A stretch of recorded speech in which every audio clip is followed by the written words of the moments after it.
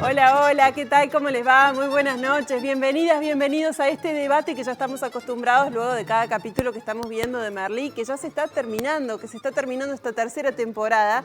Anoche vimos el capítulo 10 que aborda uno de los grandes temas de la humanidad. La muerte, el amor, el sexo son los tres grandes temas que nos atraviesan a todos los seres humanos. Bueno, anoche se trató el tema de la muerte con la pérdida del padre de Joan Capdevila. Se muere finalmente Jaume, uno de los personajes que al principio no lo quisimos tanto, pero que después con el transcurso de la serie nos fuimos apropiando de él, lo fuimos queriendo y me parece que no tenía que terminar así, ¿o sí? Bueno, de eso vamos a estar hablando esta noche. Heidegger fue el filósofo convidado por Merlí para sus peripatéticos y a propósito de este filósofo introduce el tema y empieza a hablarlo en el aula. Voy a comenzar presentándolo a Federico Guanini, él es licenciado en filosofía. Bienvenido, Fede, gracias por acompañarnos en este debate y ayudarnos a pensar Heidegger. ¿Cómo estás? Hola Sole, ¿cómo están? Un saludo a todos y a todas las que están ahí en el piso. Muy bien, un capítulo bastante interesante que trata un tema, ¿no? Muy potente, que trata un tema bastante escabroso, bastante angustiante y que, como bien ahí los chicos y las chicas en la serie mostraban, uno no sabe cómo reaccionar frente al tema de la muerte. De eso te quería preguntar, porque se plantea como una de las grandes preguntas universales. ¿Y realmente es la muerte la gran pregunta que nos atraviesa o es la angustia que nos genera el modo en que estamos viviendo? Y están como un poco entrelazadas las cuestiones. No es tanto la pregunta, digamos, sobre la muerte, sino qué hacemos mientras estamos vivos. Es la gran pregunta que precisamente cuando la muerte aparece como cuestionamiento filosófico, lo que nos devuelve. Y a pesar de que parece ser angustiosa y triste, me parece que la serie también convida un poco de que esta experiencia que la filosofía muchas veces ha denominado como límite, nos incita paradójicamente la muerte a preguntarnos por la forma en la cual vivimos y hasta poder modificar de formas más auténticas nuestra existencia.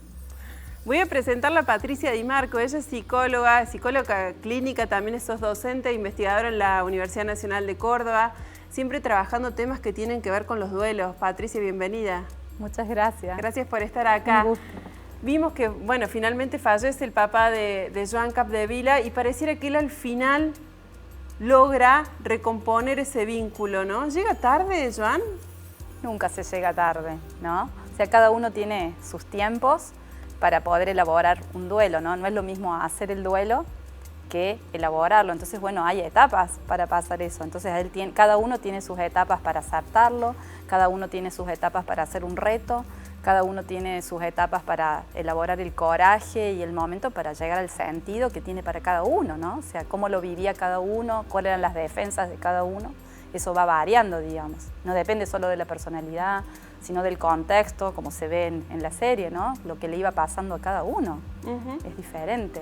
Y por suerte lo puede hacer, ¿no? Lo puede hacer, pero siempre se puede hacer también después, ¿no? Pero él tuvo la posibilidad de darle hacerlo la mano en el momento justo. Justo, y tocar las campanas y todo lo que él puede hacer. Sí, sí.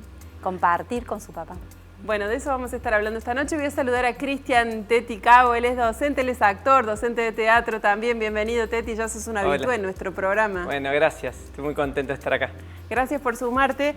Y la pregunta tiene que ver justamente con lo que sucede en el aula, ¿no? Porque Merlí les dice, bueno, hoy Joan no va a venir a clase porque se está muriendo su padre. Y todos se quedan duros, ¿no? ¿Se puede así hablar tan torpemente de eso? Por supuesto. No sé si es torpe en tu mirada. No, para mí no. Yo le digo a mis estudiantes, no se estresen que igual todos nos vamos a morir. Siempre le digo eso, juego con eso, ¿no? Y se ríen. No, yo creo que el docente tiene que tomar los emergentes, está pasando algo mucho más importante que el conocimiento dentro del aula y eso tiene que ver con los vínculos, con el afecto, con la alfabetización emocional. Esto le está pasando a su compañero, esto le está pasando a su amigo, hablemos de esto, la está pasando mal, por eso está reaccionando de esta manera. Y eso es educar, hablar de las cosas que tenemos que hablar y decir lo que está pasando, porque todos nos estamos dando cuenta que a Joan le está pasando algo. ¿La escuela habla de lo que tiene que hablar? No, muchas veces no. Muchas veces es más importante llegar a un programa, llegar a una planificación, a tener el estrés del papelito que hay que entregar que queda en un cajón y nos asustamos, pensamos que es perder tiempo hablar del amor, hablar del sexo, hablar de que vamos a tener sexo y que no es muchas veces el sexo relacionado con el amor. Lo dice Tania, no, yo no voy a llorar por vos, la pasamos bien, fue mi primera vez, esas cosas hay que hablar, no se está perdiendo tiempo, se está profundizando lo humano. Me encanta. Bueno, los temas están planteados, nosotros tenemos que hacer la primera pausa aquí en este Merlí, el debate. Tras la pausa empezamos a repasar los principales fragmentos que ha dejado este capítulo. No se vayan, ya volvemos.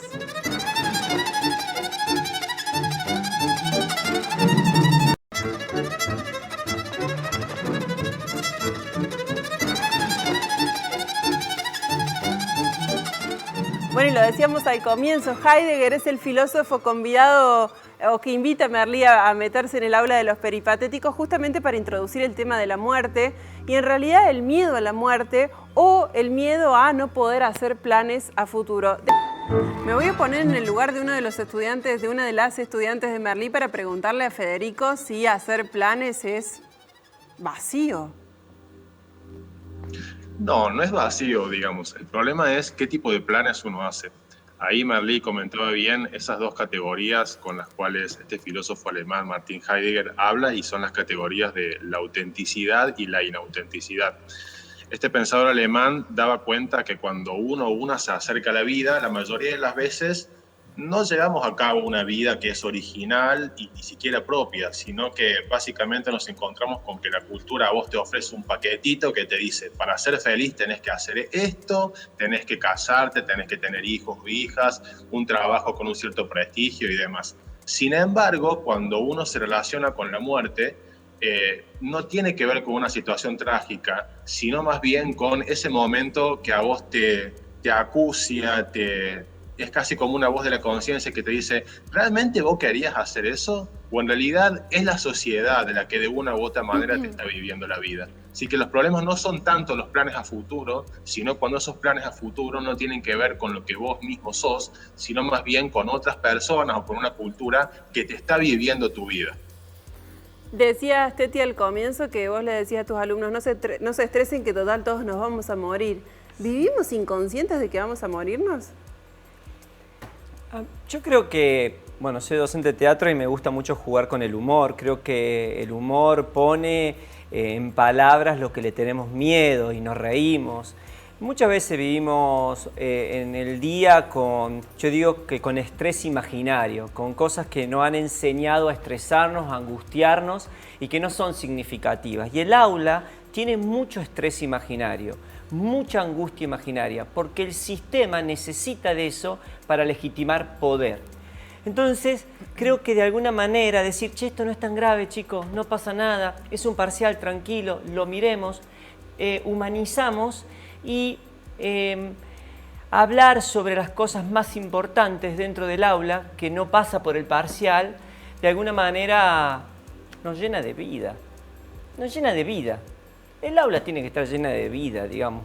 Te doy vuelta esa pregunta, Patricia, para preguntarte justamente si tiene sentido vivir sabiendo que mañana nos podemos morir. Si tiene sentido. Sí. En realidad es parte de la vida, la muerte. Y eso es, culturalmente, hay una cosa diferente. Así como el profe dice esto, ¿no? De todos nos vamos a morir. Bueno, eso siempre les digo, es la única ley democrática para todos. De eso no nos vamos a salvar, pero como hay tres heridas, digamos, ¿no? Está la herida del nacimiento, que todos la hablamos, siempre hablamos de la angustia del nacimiento. Está la herida de la muerte, que es inevitable, pero en el medio hay otra herida, que es la que yo decía recién de los vínculos, ¿no? La herida del amor, que la nombró Cristian, ¿no? O sea, esto es importantísimo, ¿no? Porque si uno no atraviesa por eso, no hay ningún sufrimiento posible, digamos.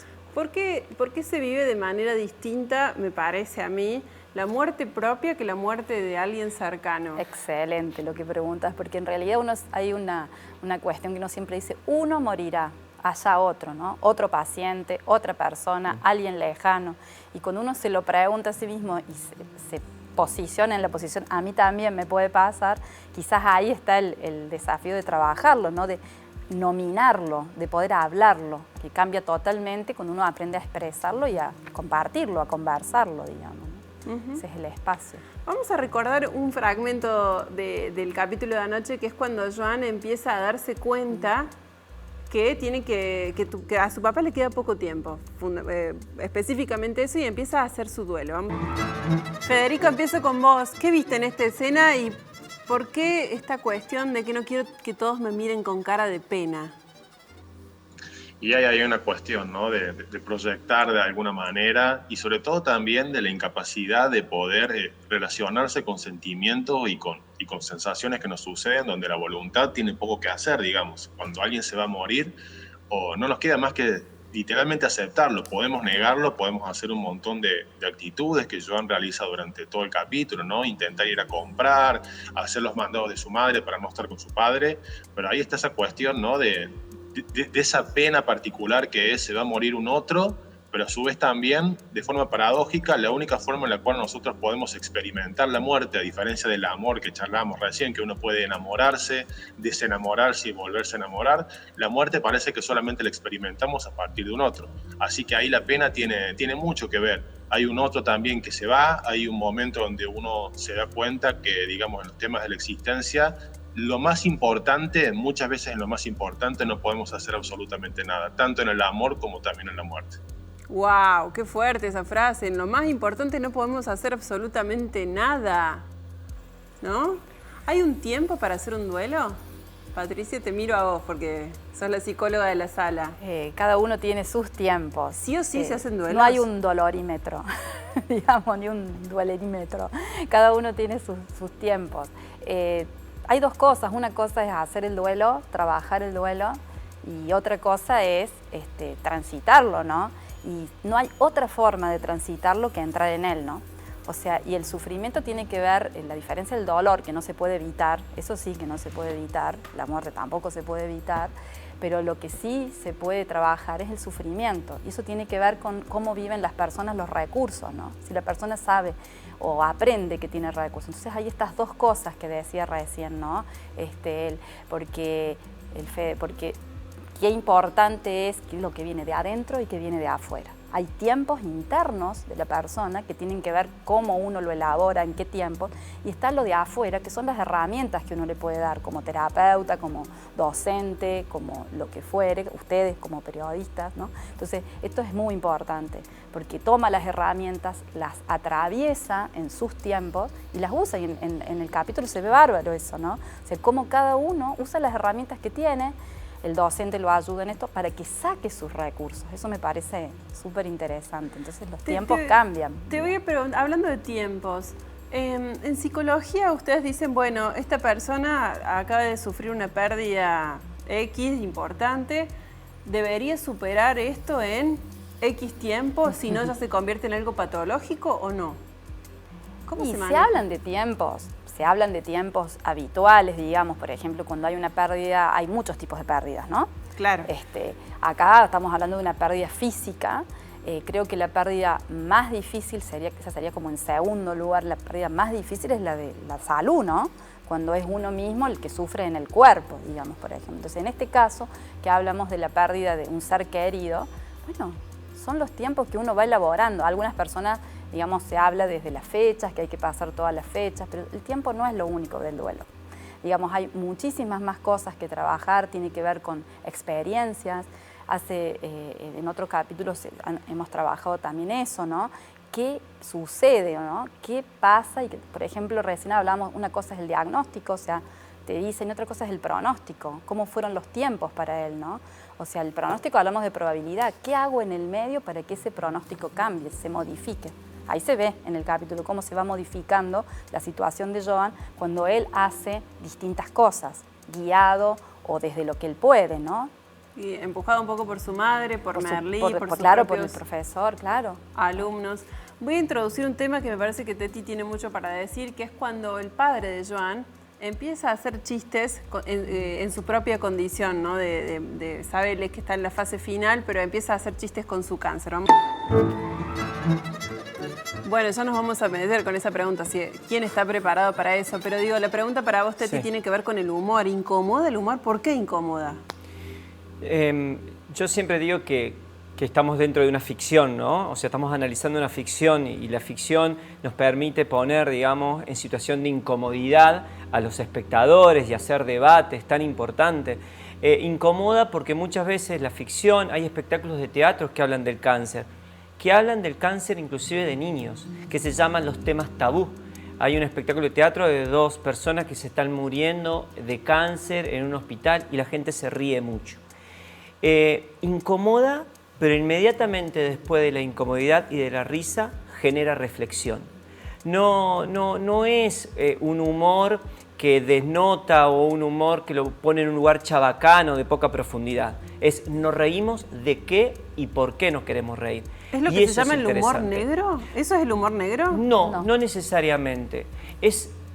Ponemos en humor muchas veces lo que no podemos reflexionar con profundidad.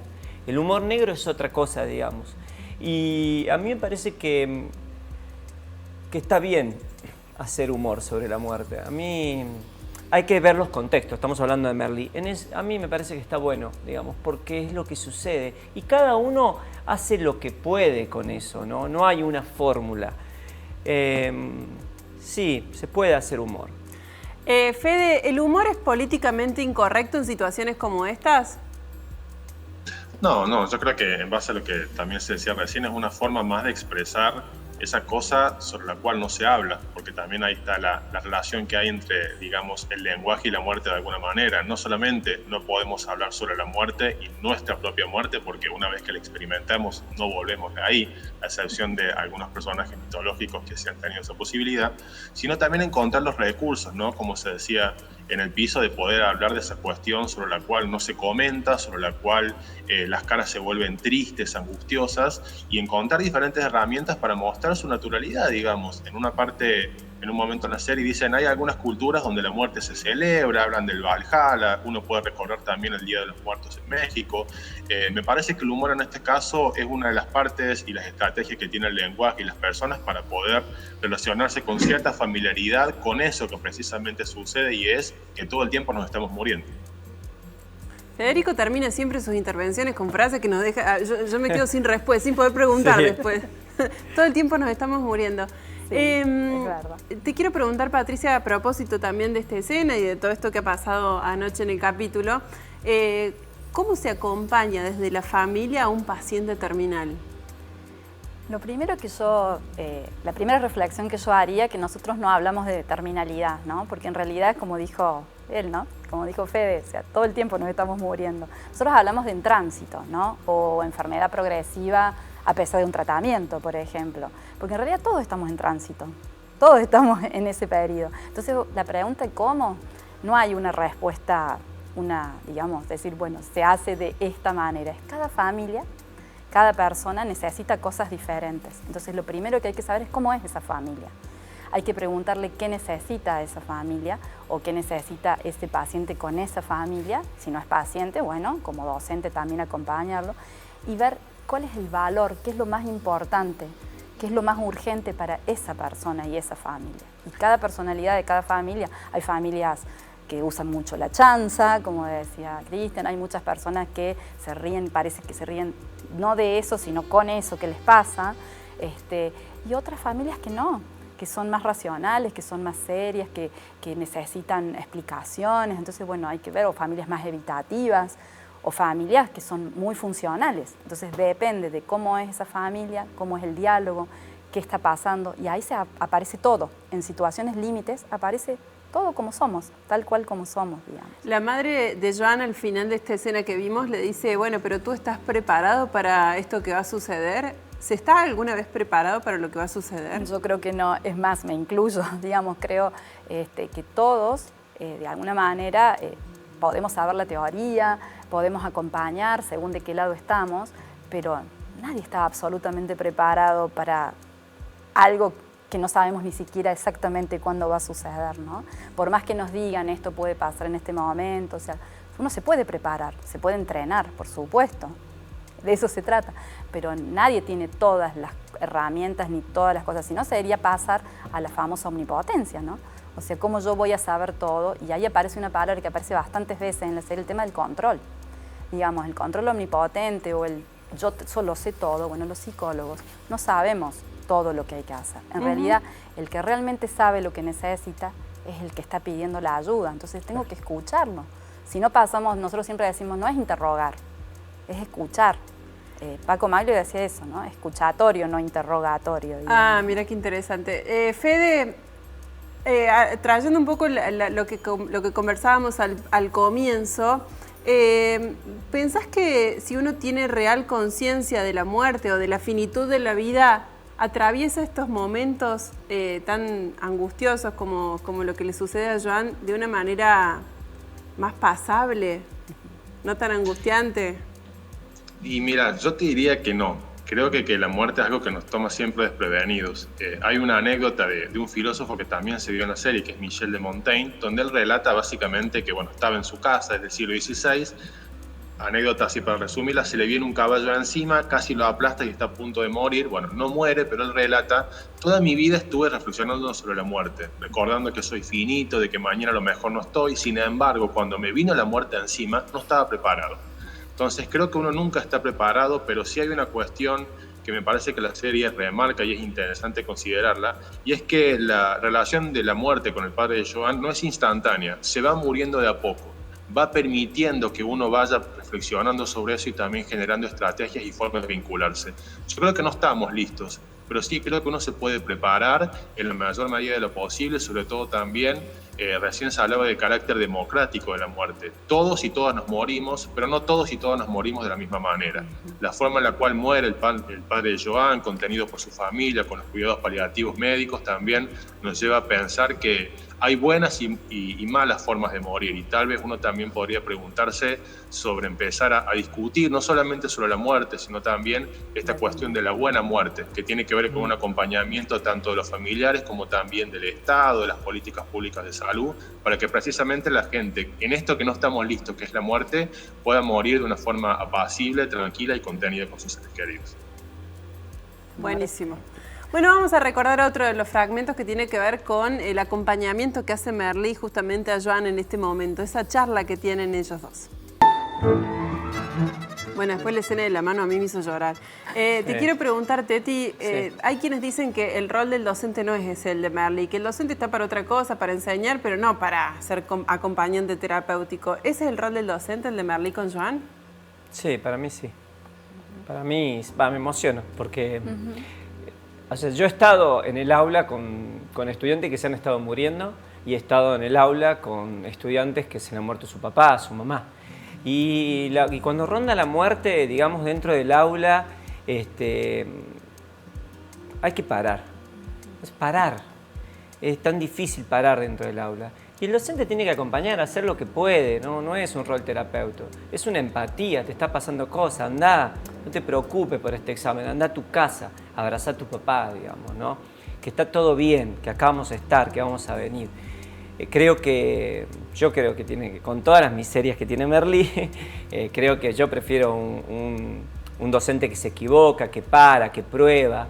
Y hay algo de la muerte que me parece muy interesante. Sí, todos nos vamos a morir, pero no la tentemos, no la llamemos. El adolescente se cree inmortal, superhéroe. Yo empecé a pensar en la muerte cuando tuve hijos. Y si te vas a subir a un auto alcoholizado, yendo a Carlos Paz, tenés mucho más riesgo de morirte. Y el adolescente cree que eso no le puede pasar, tal cual, que es muy lejos a él, que a nosotros, que vos ves adolescentes y les importa a ellos y está muy bien. Entonces yo le digo a los estudiantes, cuidado, que no la tentés, no la llames, no, fíjate con quién te subís, dónde estás, con quién vivís, porque la muerte no es un dibujito animado, no es que después vas a revivir. No es, por eso hay tanto suicidio, digamos, en la adolescencia. La vida no es un videojuego, digamos. Exactamente. Entonces, hablar de que es una realidad tan cotidiana de ellos, ¿no? No hagamos esta broma, que después de esto no se vuelve. De este duelo no se vuelve. El respeto de la muerte. El respeto, y que si no nos morimos, hay consecuencias tremendas con cosas que pueden hacer los adolescentes, ¿no? Y eso hay que decirlo. Bien, me encantó eso. Patricia, dice Merlí, le dice a Joan, tenés la suerte de que tu padre no ha muerto en un accidente de auto, sino que está en este proceso de una enfermedad. ¿Tuvo esa suerte? ¿Es una suerte? No sé si llamarlo suerte, pero tuvo la posibilidad o la oportunidad de trabajarlo en un proceso, digamos. Porque quizás los tiempos de Joan, en este caso, eran más pausados. Yo no hablo de lentitud en los tiempos, sino de pausas. No necesita, ustedes decían recién, hablamos de cualquier pausa que uno necesita para poder reflexionar, como decía Cristian, ¿no? O sea, esto me parece fundamental, o sea, respetar ese espacio, respetar eso, pero los procesos son personales de cada uno. Bueno, él necesitó ese tiempo, esa manera. ¿Genera más trauma una muerte violenta que una muerte en proceso? Uy, qué pregunta para otro programa, pero el trauma tiene que ver con muchas cosas, ¿no? Quizás con lo no trabajado, con lo que queda silenciado, porque hay cosas silenciadas, ahí se ve mucho, ¿no? Que se silenció, que se posibilitó expresar. Entonces no alcanza con registrarlo, porque él lo registraba, pero no tenía un espacio para decirlo. Creo que cuando él lo dice así aparentemente crudo, o sea, con sentido, él es práctico, digamos, como dice, bueno, con sentido común, pero era necesario que alguien lo pusiera en el tapete, ¿no? O sea, decir, bueno, sí, hay una realidad. El profesor lo plantea, no está pasando cualquier cosa, está pasando esto. Y esa pausa creo que es clave para reflexionar. Ese tip de decirle, anda a darle la mano a tu papá, ¿no? Sí, la ayuda. Bien, hacemos una nueva pausa aquí en este debate. Tras la pausa, por supuesto, seguimos desarmando este capítulo y debatiendo lo que nos dejó este capítulo 10. Bueno, me hace acordar una palabra que dijiste en el bloque anterior, Teti, ¿no? Empatía. ¿Cómo se logra la empatía? ¿Se trabaja? Sí, claro. Observando al estudiante. Observándolo, mirándolo cómo llega, con la corporalidad, preguntándole. Yo cuando tenía clase los lunes, que eran todas mujeres porque era el colegio de monjas, ahora buenísimo que ya es mixto, le decía, ¿cómo la pasaron el fin de semana? Entonces en esa pregunta empiezan a salir cosas. La empatía se entrena y el cuerpo dice un montón de cosas. Entonces uno se va acercando, va preguntando, va dando la clase. La clase es una expresión filosófica en sí misma. Entonces, yo no soy filósofo, pero hago filosofía. Porque cuando le pregunto cómo están, cómo se sienten, qué les pareció, estamos haciendo empatía. Y para eso hay que tener coraje, porque cuando uno pregunta, vamos a escuchar muchas cosas que no queremos escuchar. Fede, ¿qué diría Heidegger de esa escena que acabamos de ver? No te escuchamos. Creo que tendría... ¿Ahora me escuchan ahora? Ahí sí, perfecto. Ahí está. Creo que hay un par de cosas que se podrían decir, ¿no? Sobre todo el hecho de vincularnos un poco con el tema de la autenticidad, ¿no? No sé lo que diría Heidegger con respecto a la paternidad y a la maternidad en ese sentido, pero sí creo que un poco la pregunta filosófica que él nos comparte es esto que también convida un poco Merlí, y es que en términos de maternidad o paternidad, lo digo sin tener esa responsabilidad, con cierta liviandad, debo confesar, pero privilegiar un poco la felicidad del otro o de la otra más que la mía, ¿no? Y esta cuestión de a lo mejor un buen padre o una madre implica precisamente ayudar a caminar al otro en su propia felicidad y no tanto guiarse por las costumbres o por esta palabra tan terrible para la filosofía que es normalidad, ¿no? Si la muerte nos relaciona de una manera particular con nuestra propia existencia, a lo mejor también el hecho de tener esa capacidad de empatía, como se decía recién, o escucha, de privilegiar la felicidad del otro o de la otra más que de la propia, creo que también es algo en lo cual coincide la escucha, coincide la empatía y también coincide una reflexión seria y concienzuda sobre el tema de la muerte. Patricia, recién Merlí le decía al papá de Mark y de Pau, ¿cómo haces vos para no empatizar nada, para no conectar nada con tu hijo? Pero él pasó 18 años sin conectar nunca con Bruno, con su hijo, con su propio hijo. Siempre es más fácil ver la paja en el ojo ajeno, ¿no? Y en general sí, aparte cuando uno no tolera algo que lo angustia, es más fácil ponerlo afuera, como hablábamos recién del mecanismo de ponerlo afuera, proyectar eso para poderlo trabajar, pero yo creo que ahí surge otro tema muy interesante, que es el tema de juzgar, ¿no? O sea, por ahí es muy simple suponer, decir, ponerse en el lugar, la autoridad que le da la docencia o el rol que a uno le toca, ¿no? de clínico. Yo creo que la educación no humilla. Creo que eso yo sugeriría, ¿no? Que eso me da para pensar cómo se ayuda a generar una reflexión y un cambio sin juzgar y sin humillar, ¿no? Bien, vamos a ver otro de los fragmentos que justamente después de esta charla que tiene Merlí con el papá de Mark y de Pau, intenta el propio padre de Mark reconstruir el vínculo con su hijo. ¿Se puede reconstruir un vínculo después de haberse abandonado tanto tiempo, Patricia? Y va a costar un poco más quizás, pero yo siempre, si no, no sería psicóloga. Creo en el cambio, creo en las posibilidades, incluso creo en la posibilidad de reconstruir un vínculo con una mamá o un papá interno, aún cuando la persona muera o no esté, sí. ¿Se puede? Sí, se puede. Sí, es de otra manera, pero se puede. Siempre es más fácil cuando se hace antes. ¿Perdonar sería? ¿O cómo? No, trabajar con tu papá interno, digamos, con el que vos te quedaste, porque a veces el papá de afuera hace todo, como decíamos recién, lo que puede, lo que mejor puede, con lo que le pasó, con lo que tiene. Pero ¿qué hacemos nosotros con lo nuestro? O sea, es nuestra parte, digamos. El vínculo no se hace solo, se hace de a dos o de a tres. Bien. ¿El vínculo se hace de a dos o se hace de a tres, Teti? Ahí pareciera que es más el interesado en reconstruir la relación es más el padre que el hijo, ¿no? El hijo está como tirado, no tiene demasiada intención de reconstruir, lo único que quiere es que le devuelva la computadora para devolvérsela a su amigo. ¿Qué pasa cuando encontramos del otro lado una barrera? Yo soy papá, soy un desastre. A veces soy buen padre, a veces soy un desastre. Es muy complejo hablar de los vínculos, digamos, no hay fórmulas mágicas. Yo creo que nos equivocamos todo el tiempo. Me parece que ahí el hijo necesita que el padre cumpla la función de papá y que ponga límites, pero también que se ponga límite él mismo como padre, que sea responsable con su trabajo. Le dice, no, vos no lo necesitás. No, que no lo va a necesitar, es un adolescente que hiper necesita que lo mire, que lo acompañe. Pero vuelvo a insistir, ¿no? Me cuesta mucho a mí dar alguna fórmula, porque yo me equivoco mucho como padre. A mí me es más fácil ser docente.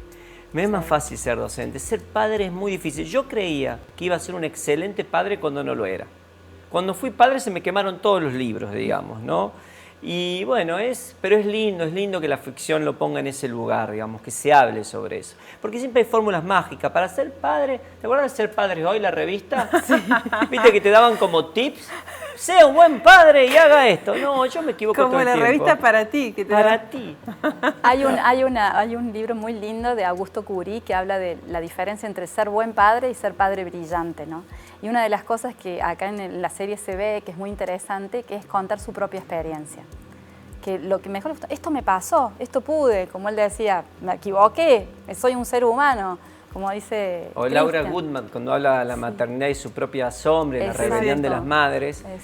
Porque se ha escrito mucho llenándolo de culpa a la madre. Claro. Viste que la culpamos a la mujer siempre, como que si los padres no nos hubiésemos equivocado permanentemente. Bueno, yo quiero decirle a todos que como padre soy bastante malo, para que quede tranquila la cosa. Fede, dice Teti que lo que necesita Mark es un padre que haga de padre. Y vos al principio del programa decías que un poco la teoría de Heidegger, de la finitud de la vida, y cuando uno se da cuenta que en realidad lo que hacemos es actuar lo que nos imponen, ¿cuánto hay de esa actuación de lo que nos imponen en este rol del papá de Mark y de lo que se espera de nosotros? ¿Y cuánto hay de esto de vivir como cada uno quiere vivir, no? Sí, creo que estoy totalmente de acuerdo con lo que se decía recién ahí en el piso, separado obviamente las distancias porque no soy padre ni tengo un vínculo de ese sentido, pero sí creo que ahí está esa cuestión de ese trajecito que nos ponen, esa especie como de corset que nos aprieta la carne, nos aprieta el cuerpo y nos aprieta la vida sobre cómo tenemos que comportarnos, y el tema de lo complicado que es el manual de vínculos, como se decía recién, que cada persona es, como se dice, un mundo con sus peculiaridades, con sus historias personales. Entonces pensar que las historias no valen, pensar que una persona es al fin y al cabo todas, conlleva esos problemas, conlleva desoír a la otra persona, pensar lo que el otro o la otra quiere sin escuchar precisamente lo que el otro o la otra quiere. Así que me parece que hay ahí una cuestión particular precisamente sobre eso, ¿no?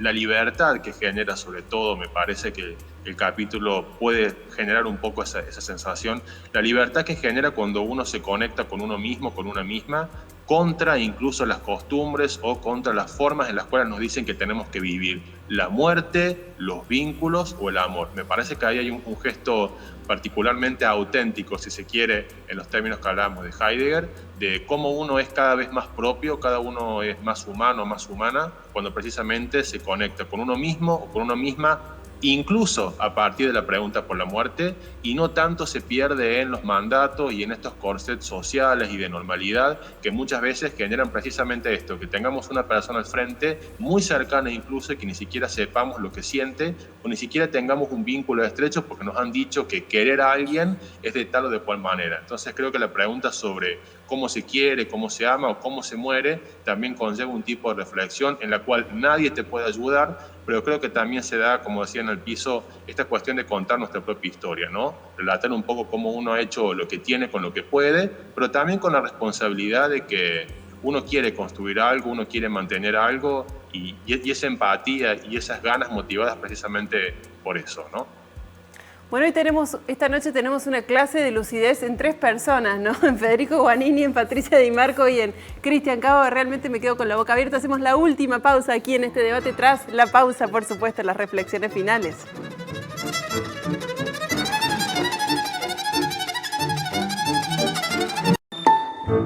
Bueno, no sé si después de esta escena vamos a poder hablar y hacer las reflexiones finales, porque la verdad es que en esta intentamos cerrar y conceptualizar un poco todo lo que hemos hablado. ¿Qué es lo que fundamentalmente te deja este capítulo, Patricia? La importancia del contacto, cambia totalmente todo, y la importancia de que es el adulto, es el papá el que mueve primero la mano, ¿no? O sea, somos nosotros los que tenemos que ayudar, porque siempre a veces esperamos que sea el hijo, ¿no? El que hace, y bueno, sí, a veces nos pasa en nuestra cultura, pero es él el que mueve la mano.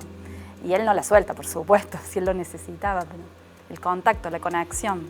Muchísimas gracias, Patricia Di Marco, por haber sido parte de nuestro debate. A usted.